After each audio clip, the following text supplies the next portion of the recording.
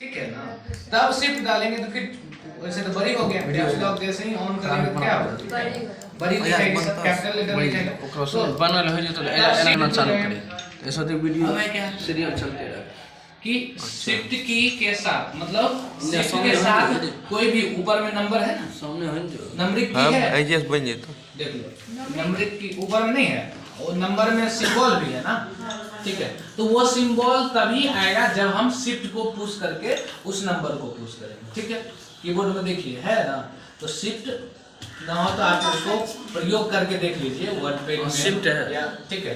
तो शिफ्ट के जब शिफ्ट डाल करके कोई भी नंबर हम डालेंगे, कोई भी या नंबर जिसमें कि सिंबल है, ठीक है, जैसे ये सारे सिंबल है ना, तो जब मुझे परसेंटेज का सिंबल चाहिए तो शिफ्ट के साथ हम इसको 5 को प्रेस करेंगे, तब मुझे परसेंटेज का सिंबल, ज्यादा परसेंट डालना हो 4-5 2% डालना, नहीं 2% नहीं, ये सिंबल आएगा, ठीक है। जो नंबर के ऊपर में चाहिए, डॉलर का है, हैश है, @ है, ठीक है ना, जितने भी सिंबल चाहिए, ग्रेटर देन का है, लेस देन का है, एंड है, ठीक है, जितने भी स्टार का है, तो ये जितने भी सिंबल चाहिए, समझ में आ रहा है, समझा रहा है तो कहाँ ध्यान है, ठीक है, बेवकूफ़ कहीं का, यही चीज़ दोबारा फिर बाद में पूछेगा।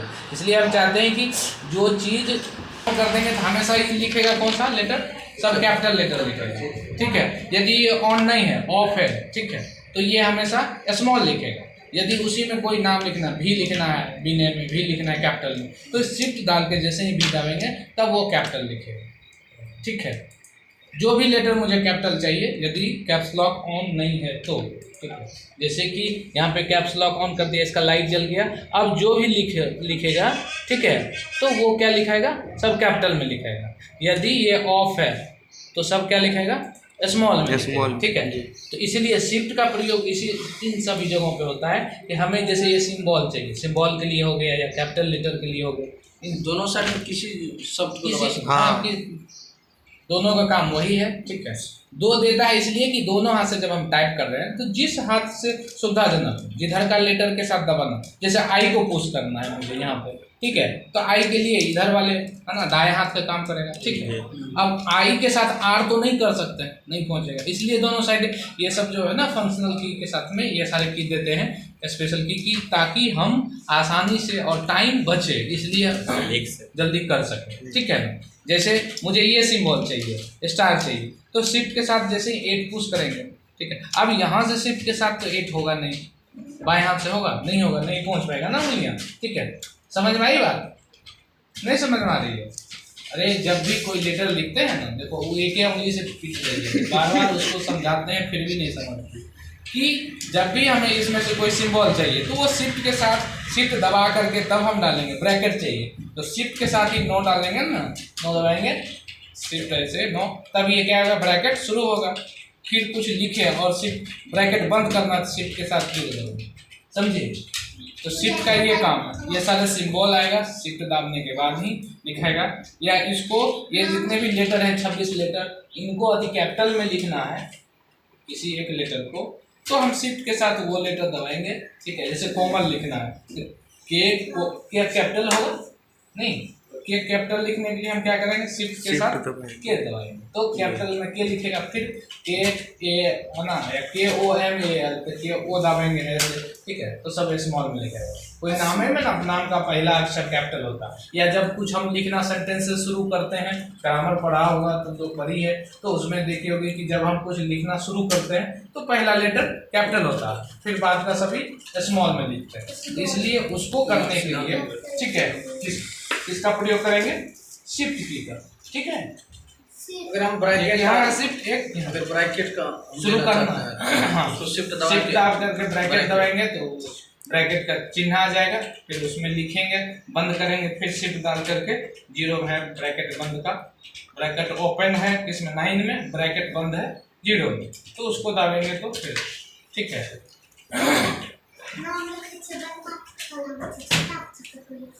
क्या नाम लिखती है तो बड़का नहीं आता है, बड़का इसको बंद कर दो, छोटे भी आएंगे बड़े भी आएंगे, सब आएंगे।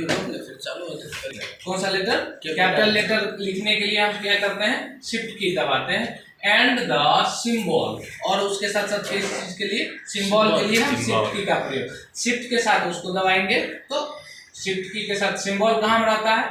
At the top of the key, ऊपर में ही ना। जी फंक्शन की के नीचे क्या है? सिंबल है ना? यस नहीं, F1 F2 F1 से लेके F12 के नीचे वाले लाइन में क्या है? सारा सिंबल आते हैं। इसलिए लिखे हैं कि the shift keys are on the left and right of keyboard. Computer keyboard में राइट एंड लेफ्ट में दोनों जगह क्या है? शिफ्ट की है। तो ये शिफ्ट की क्या है? और वो एरो पॉइंटिंग है ना, अपडेट करता है। तो इसलिए समझना है शिफ्ट की के बारे में। शिफ्ट की है जो कि हमें कैपिटल लेटर लिखने के लिए प्रयोग करते हैं, और सिंबल जो भी मुझे चाहिए सिंबल, ठीक है, चाहे वो परसेंटेज की सिंबल चाहिए, ग्रेटर देन, लेस देन, या फिर मुझे at the rate, dollar, percentage, ठीक है, इन सब के लिए किसका प्रयोग करते हैं? शिफ्ट की का। शिफ्ट के साथ उस की को पुश करेंगे तो प्रेस करेंगे तो क्या आएगा? वो सिंबल आ जाएगा। ठीक है, कोई दिक्कत है इसमें? ये कहम करबै एकर प्रयोग कोई टैब की नहीं समझ। अच्छा ठीक है, समझा देना, समझ। टैब की होगा, एक ही की होते हैं कीबोर्ड में। यहाँ पे देखा होगा कीबोर्ड में टैब की होता है, ठीक है। कल ही इसको लिखा है टैब की को। टैब की का जो प्रयोग है हम करते हैं जब डॉक्यूमेंट्स लिखते हैं, तो ये की का प्रयोग कुछ टाइप करते हैं तो लिखती है स्पेस।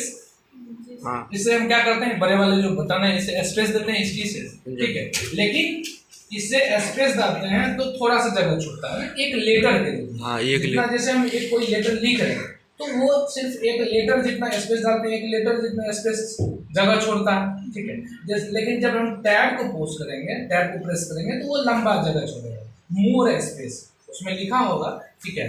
यदि पढ़ो तुम उसको टैब की के बारे में, तो वहाँ पे चाहिए मुझे मोर इनफ स्पेस के लिए, इसको लंबा जगह के लिए हम क्या करते हैं? टैब की का नहीं, ये लिखा है थे, समझ में आई? क्या लिखा है? A key on the keyboard of a typewriter or computer that is used to move several space। हाँ, ज्यादा जगह के लिए। तो एक की और कंप्यूटर कीबोर्ड या टाइपराइटर दोनों जगह, उसमें भी टाइपराइटर में मिलेंगे, 4 बार पुश करेगा पूरा पेज पार कर जाएगा, ठीक है। 3 से 4 बार में पेज निकल जाएगा। इतना पेज पे टाइप करते हैं ना A4 साइज में, तो वो पेज निकल जाएगा, ठीक है। समझ में आए टैब की? और कोई था उसमें तुम्हें जो नहीं समझ में आया था?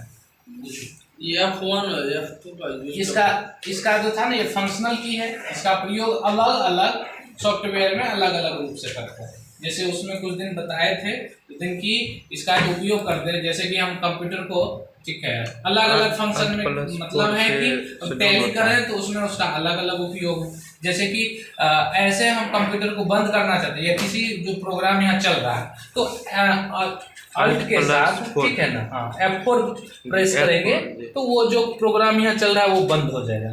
अल्ट के साथ F4 प्रेस करेंगे, अल्ट दाबो पहले, अल्ट दाबले रखिए, हाँ, अल्ट के साथ बंद हो गया ना, जो प्रोग्राम चल रहा है उसको क्लोज कर देता है। नहीं, अब इसको बंद हो, कंप्यूटर बंद हो जाएगा, ठीक है। अब हम यदि अल्ट के साथ, फिर अभी कुछ नहीं है डेस्कटॉप पे, और फिर अल्ट के साथ हम क्या करेंगे, F4 पुश करेंगे तो मुझे शटडाउन का ऑप्शन ये दे देगा, है ना, शटडाउन। इस पर क्लिक इंटर किए बंद हो जाएगा कंप्यूटर, ठीक है। तो अल्ट है क्लोज करने के लिए F4। उसी तरह से F2 का प्रयोग है अलग अलग। F2 का प्रयोग होता है कई बार फॉर्मेटिंग के लिए, ठीक है। कंप्यूटर जब फॉर्मेट करते हैं उस समय में F2 होता है। जैसे F12 है तो उसका प्रयोग होता है सेव करने के लिए, सेव एज के लिए। सेव एज पढ़े हैं? नहीं पढ़े हैं। सेव एज का उपयोग होता है, कोई भी डेटा हम बना रहे हैं तो उसको सेव करते हैं, ठीक है। कंट्रोल एस से, कंट्रोल के साथ एस दबाते हैं तो सेव होगा, शॉर्ट की है उसका, ठीक है। अब फिर वही डेटा को मुझे रीनेम करना है, दूसरे नाम से भी हम सेव करेंगे। एक ही डेटा है, मतलब उसको हम अलग नाम से करेंगे सेव, तो उसके सेव एज का प्रयोग करेंगे। उसके लिए F12, सिर्फ F12 दबाएंगे वो सेव एज का ऑप्शन दे देगा। क्या दे देगा? F12 से सेव एज हो जाएगा। उसी डेटा को हम पुनः दूसरे नाम से सेव करते हैं। नहीं पावर अपने आप नाम बदला जाएगा, नाम लिखना पड़ेगा। नाम लिखना पड़ेगा। सेव एज का मतलब है कि पुनः सेव करने का आपको ऑप्शन खुल जाएगा। यदि खोलो ना कोई भी डेटा आप खोल लो, पहले खोलो उसको तो कैंसिल करो, ठीक है, चेक करो ना उसको। बनेलर जो है करो पेंटिंग है हाँ पेंटिंग ही खोलो, समझ भाई। देखो करना भी उतनी जरूरी है जितना समझना। यदि समझ गई तो आसानी से कर लेगी, हमेशा याद रहेगा, ठीक है। करके देख लो ना सेव एज का प्रयोग। कोई डेटा खोलो, खोलो ना वर्डपैड में, कोई ओपन करो डेटा, ओपन करो।